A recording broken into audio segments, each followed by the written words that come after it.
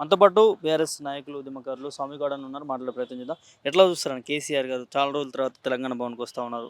ఎట్లాంటి ఇష్యూలు మాట్లాడబోతా ఉన్నారు?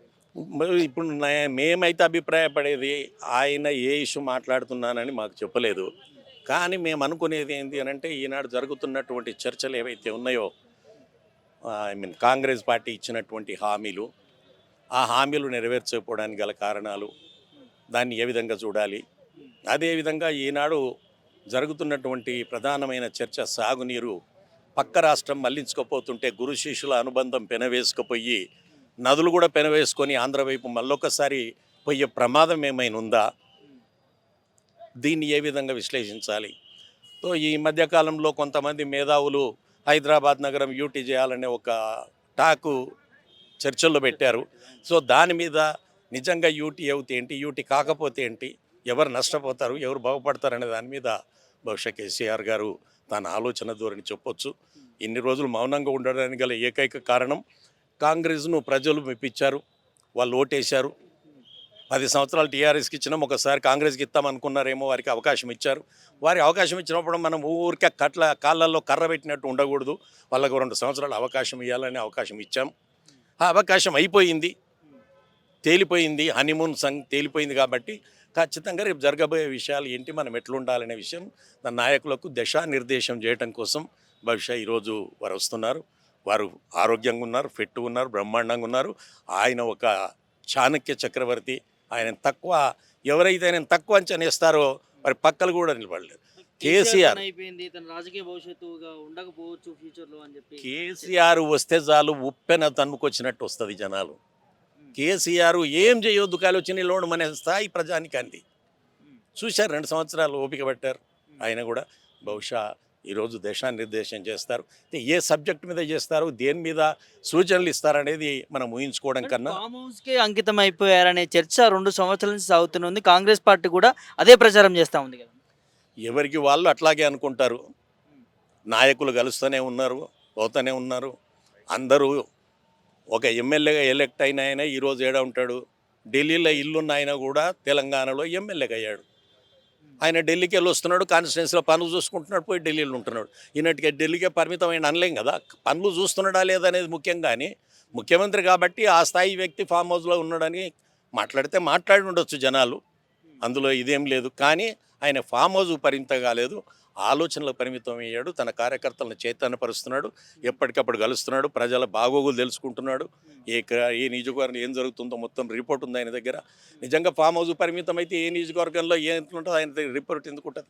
కాబట్టి అట్లా ప్రశాంతమైన వాతావరణంలో సడన్ గా ఈ కార్యవర్గ సమావేశము, మీటింగ్ పెట్టుకోవడం, ముఖ్య నాయకులతో భేటీ అవ్వడం, సో ఎట్లా చూడొచ్చు ఫ్యూచర్? ప్రశాంతమైన వాతావరణంగా సముద్రం ఎప్పుడు ప్రశాంతంగానే ఉంటుంది, కింద ఎక్కడో భూకంపం వచ్చినప్పుడే లేస్తుంది. అట్లాంటి భూకంపమే కేసీఆర్. ఆయన ఒక్కసారి కదిలిండంటే అది భూకంపం కింద లెక్క.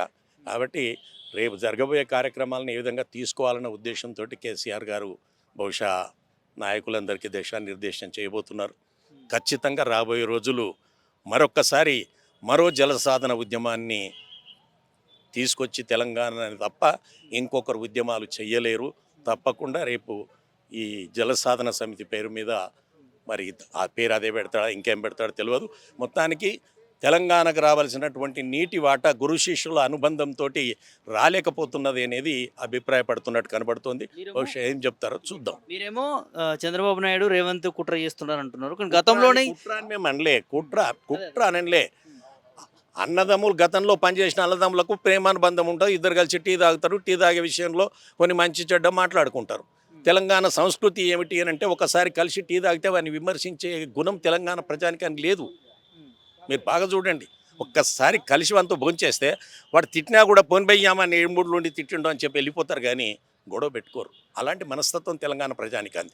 బహుశా అదే మనస్తత్వంతో ఆయన చేసిన పనులు చూస్తున్నట్టు ముఖ్యమంత్రి గారు పోతున్నారేమో, ఏం జరుగుతుందో తెలియదు కదా.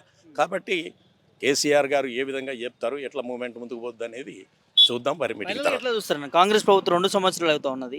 సో ఒకవైపు ఫ్యూచర్ సిటీ అంటున్నారు, 2047 విజన్ అంటున్నారు. సో ఎట్లా చూడవచ్చు అంతా కూడా అభివృద్ధి జరుగుతుంది? ఒక పక్కన తులం బంగారం ఇస్తాను ఇవ్వలేదు, ఓ పక్కన ముసలోళ్లకు పాన్ చేసుకోవడానికి డబ్బులు ఇస్తాను ఇవ్వలేదు, ఇంకొక పక్కన ఉద్యోగులకు డిఏలు ఇవ్వలేదు, పిఆర్సీ ఇవ్వలేదు. ఇస్తున్నటువంటి బీసీ రిజర్వేషన్ 42% అని కొట్టి 17 తెచ్చిపెట్టిండు. అనేకమైనటువంటి హామీలు మీరు కామారెడ్డి సమావేశంలో చెప్పిన అనేకమైనటువంటి హామీలుగానే మిగిలిపోయినాయి. అబద్ధాల పుట్టగా మిగిలిపోయింది. దాన్ని మీడియా ఎట్లా చూస్తుందో మీరు చెప్తే మేము ఎట్లా చూస్తున్నామో చెప్తాం. అంటే ప్రభుత్వం మాత్రం గొప్పగా చెప్పుకుంటా ఉన్నది. న్యాచురల్గా అండి, నా పిల్ల చెడిపోయిందని చెప్తాడు ఎవడన్నా? తప్పు కదా, అట్లా అనుకోకూడదు మనం. వాళ్ళ పార్టీ గురించి మంచిగానే చెప్పుకుంటారు, మేము మా గురించి మంచిగానే చెప్పుకుంటాం. మా ఇద్దరి గురించి ప్రజలు ఏమనుకుంటారో అది ముఖ్యం, కానీ మేమేమనుకుంటున్నాం మీరేమనుకుంటున్నారు కాదు ప్రధానం. వాళ్ళ గురించి చెప్తున్నారు, మేము మా గురించి చెప్తున్నాం. మా గురించి ప్రజలు ఏమనుకుంటున్నారు? నిజంగా తులం బంగారం ఇచ్చిండు అనుకుంటుర్రా? లేకపోతే ఉద్యోగులకు పిఆర్సీ ఇచ్చిండు అనుకుంటుర్రా? లేదు, ప్రజలు చెప్పాలి కదా, ప్రజలు చెప్పాలి. మనం ఏం చెప్పి లాభం లేదు దీనివల్ల. కేసీఆర్ గారు ప్రజలతోని ఇక 2 సంవత్సరాల తర్వాతనైనా మరి కలిసి ఉండే అవకాశం ఉంటుందా? 100% రేపు 19లో ఒక భారీ బహిరంగ సభ జరగబోతుంది. దాని ద్వారా ఆయన మరి ఉద్యమానికి రూపాంతరం చేస్తారని చెప్పి మేము అనుకుంటున్నాం. ఏం జరుగుతుందో చూద్దాం. మీటింగ్. థ్యాంక్ యూ, ధన్యవాదాలు.